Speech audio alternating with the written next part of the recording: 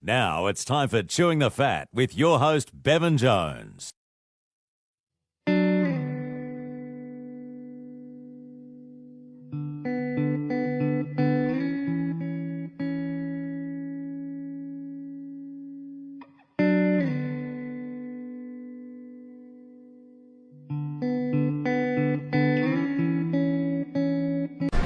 Well, g'day and welcome to another edition of Chewing the Fat. Bevo here today down at the SANFL Palais, a beautiful SANFL Palais, not so much today with the weather in the background of course, but it's great to be here anyways, and we're joined today by a man who's played 148 games for the South Adelaide Footy Club. He's a skipper of South Adelaide, also played with the Port Magpies as well. That is Matty Rose. Matty, great to have you in Chewing the Fat, mate. Bevo, thanks for having me, good to be here. I'll give a bit of a shout out firstly to Anytime Fitness down at Glenelg. Get on down there and see Ryan and the boys if you're looking for a great place to train and sign up for a membership.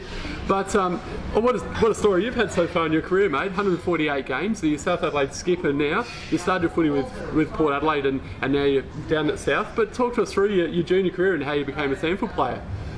Yeah, so it's all happened pretty quick. I grew up around this area, so I was born in Largs Bay, just around the corner there. Dad still lives there now. So just started playing footy from what I can remember. He'd take me and my brother down to Port Districts, just up the road, Port District Football Club. Started there in under 8s, played there right through to started playing for Port Magpies juniors, and then went through all the 13s, 14s, 15s there, and then was lucky enough to play 50 league games there, and then they obviously, when they joined with the Power, a few of us boys, Kirky, who's playing his 200th this week as well, and I know you've had him on the show before. Yeah. A few other boys as well, we all sort of decided to go our separate ways, and South was just the best fit, and this is now my 6th year there. It feels like I just went there the other day. It's all happened very quick, and yeah, now I'm honoured to be captain there and really enjoying my time. Yeah, congratulations on that. Now let's talk about the season. It's amazing, the story of South Adelaide Footy Club, because you're sitting in the top 5 and looking pretty good at the moment, and it's been an unbelievable year. You've lost 3 ruckmen in the past 12 months. You've lost Hayden McLean and of course Michael Noel to Sydney during the mid-season draft. We won't talk about that. And you've also lost Keegan Brooksby, one of the best ruckmen in the competition as well, to West Coast. So you've lost 3 ruckmen in the last 12 months, and you're still sitting in the top 5. Alex Colotto is now rucking, and you've got a young guy as well, McGree, down there. Yeah. What a story though for South Adelaide. Now talk to us through the year so far.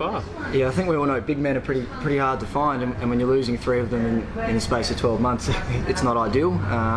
Fantastic for those boys, for Keegan to get another chance at West Coast, and obviously for Big Nolly, who came over at the start of the year, and Hayden to get picked up and be given the opportunity to, I guess, live their dream and play AFL footy is fantastic. So also it hurts us a bit. It's been great for Cam McGree to get a game, and Alex Colotto's been fantastic since he's been in the ruck as well, and hopefully those boys can have a long AFL career. And yeah, for us, we're sitting 5th at the moment. It's pretty tight. We've got another cutthroat game tomorrow against the Eagles. But yeah, I suppose we've had a couple of draws. We lost to Norwood by a couple of points. Just if we win those games, we're probably sitting in pretty inside the top 3. But yeah, we've lost a few, but I suppose every club loses a few, so you just got to deal with it and move on with the personnel you have. And where do you see the improvement coming? What do you think needs to do to sort of take that next step into, really pushing for a double chance this year? Yeah, it's just 4-quarter effort. I think we just haven't really. I don't think there's been too many games we put 4 quarters together. We know our best is definitely good enough. I mean, we've drawn with Glenelg, drawn with Crows, and we've beaten Glenelg as well. And they're flying at the moment, those 2 teams. So we know our best is good enough. It's just about consistently putting it together. And I suppose having the 21 contributors, we've debuted a lot of players this year, and they've stepped up, and now it's just about doing that consistently, I think. And personally, you captained the state squad this year. Congratulations on that as well, mate. And that was an unbelievable victory. The first time since 2003, 16 years since you beat WA over there in WA and won by 7 points. That must have been a huge thrill, not only to captain the state side, but also win as well. Yeah, so I was actually vice. I was vice with Daniel Pearce and Jack Stevens, the Sturt player. He was captain, but either way, that was a huge honour. To go over to Perth was fantastic. I've only been there once before that, so it was great to play on Optus Stadium or Oval, whatever it's called. But it was great to get over there with the boys and meet some lads. And we obviously played WA last year over here, and they got us done. And I think it was 7 on the trot they had won. So to go over there and no one expected us to win. We took a team that was pretty quick. Obviously I'm not quick, but a lot of the other boys were quick. yeah, our game plan in Kari and all the other coaches were fantastic, and yeah, we implemented our game plan, I thought, really well, and to get the win over there was fantastic and a great experience, and make some new mates. I was about to say that because we all love the State of Origin. I think it's awesome. We saw obviously the New South Wales Queensland rivalry. We know how good that is in the rugby, and I think it's a bit sad that the obviously there's still the SANFL rivalry, but not the same with the SA versus Vic in the AFL VFL side of things these days. But you know, it must be a real thrill though, getting to play with the best guys from the state, and like I said, building up these friendships with guys that you play against each week. Yeah, that's right. I mean, you know them from playing against them, a quick hello here and there, but to get away, and that was what I particularly enjoyed this year, because last year's game was in Adelaide, so you train with the boys and you have some fun after the game, but to go away for 2 nights to another state, you really get to know guys on a different level, and yeah, I'm all for it. I love it. I think we're playing WA now. I think we're the only 2 teams that have said they still want to be involved with it. So Victoria pulled out, I believe, so it's great to meet the WA boys as well, and yeah, it's friendships you make are fantastic in footy, and that's a lot of the reason why we play. Yeah, let's hope going forward that it will still be going, because it's great to see, Rosie. Now let's have a bit of light-hearted fun here. I've heard a few stories from a few of the boys that you don't mind doing a few bicep curls before the games. Is this true, or? Maybe if there's a photo shoot happening that night. The advertiser team photo, I'm always good for a few before. Well, you can't do legs, you don't want to pull up too sore, so you've got to do something. Biceps are just an easy one. Yep, no, I like it. And you're a teacher down at Glenelg Primary School. Do you get around there and have a bit of a kick with the kids, and they give you a bit of a hard time if you played a bad game, or? Most of my Glenelg fans, and Carl Nicholson, a player at Glenelg, he teaches a fair bit there as well, doing some relief work. I actually just had coffee with him this morning, so it is funny when we play Glenelg. All the kids want some tickets and they come and watch, and they're always calling out to you when they're on the field, but it's good fun, and yeah, they do get into me. One of them had a good laugh the other week when we drew with Glenelg, and it's good fun sharing that with them. I don't really enjoy kicking the footy too much during the week. I'm too scared of tearing a hamstring with them, but it's definitely good fun, and being sporty and involved, it's great getting them involved with that as well. And I heard you're a bit of a man about town when it comes to the ladies as well. Is this true, Matty, or? Yeah, I heard Krabby say that I went on a date with my cousin, and I'm not sure where he got that from, but no, I've been pretty quiet. So, you know, just 27 now, so time to settle down and start to switch on, I think. Okay, so you give Tinder a bit of a crack, or?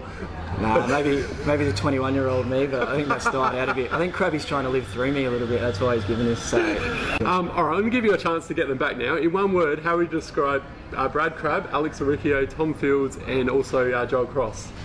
Yeah, well, Crossy actually wants to get on the show, so I said that you have to get him in. Okay. Chew the fat at some stage. I like it, yep. So Joel's a fantastic player. Playing against him, I always looked up to him, and now it's great getting along with him. He's a bit of a nerd, but a good nerd, so we have a really good relationship, and I love co-captaining with him.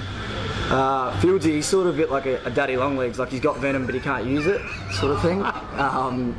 But he's a good fella. I'm still in touch with him. He's a good Carlton man. He's always tagging me in Carlton posts when we lose, which is great. Aricchio, big man. He eats about 10 chickens a day. Unfortunately, he was in my group on Footy Trip, and he let me down big time. If Footy Trip was about eating chickens, he might have put in a better effort. But unfortunately, when he's getting on the beers, he's pretty useless. Krabby, yeah, Brad Crabb. I know he gave you some information on me that perhaps wasn't true with the cousin stuff, but he's actually a twin. They're saying he really loves the environment, so I know growing up he actually would shower with his brother until they were 18 just to help save water. So that's the kind of bloke he is, so you know, he's a real environmentalist. Fantastic. I like it. Oh, I can't wait to hear some of these stories back at you after this. You've got to get Krabby. Okay, and just finally as well, the Australian Ninja Warriors going at the moment. Do you boys get around that? Is there anyone from the club you could see having a crack? Gee, the big American that we were just talking about before, Rucci, if you see him, he's a very big boy. Yep, he was on Twitter Fat last year as a regular. Yeah, so he'd be one that would have been good. This year, Mal Carpenter's pretty fit, Liam Fit, Anthony Beamans, all these strong boys you don't want to run into. They'd be the good ones. It seems to be the ones who are not real big, that carry too much weight, but yeah, I'd be pretty keen to see Anthony Beamans get involved with it. Yeah, I like it. And outside of footy, what are your interests as well as being a teacher, Matty? Yeah, so with footy and teaching, it does take up a lot of time, but I enjoy just hanging out with mates, catching up for coffee. I enjoy travelling a bit, so I've got a couple of trips planned at the end of the year, just to go to New Zealand, just a little one this year. But I enjoy looking at other parts of the world, and yeah, just enjoying time with mates and family, and just basic stuff like that, really. Well, terrific. It's been terrific coming on today, Matty, and thanks so much to Ellis Jellios for filming for us. Thanks to SANFL Palais for having us, to End Time Fitness Glenelg as well. Mate, it's been really enjoyable to hear about your journey so far, and all the very best for the rest of the season. Easy. Matty Rose, thanks so much, mate. No worries. Cheers.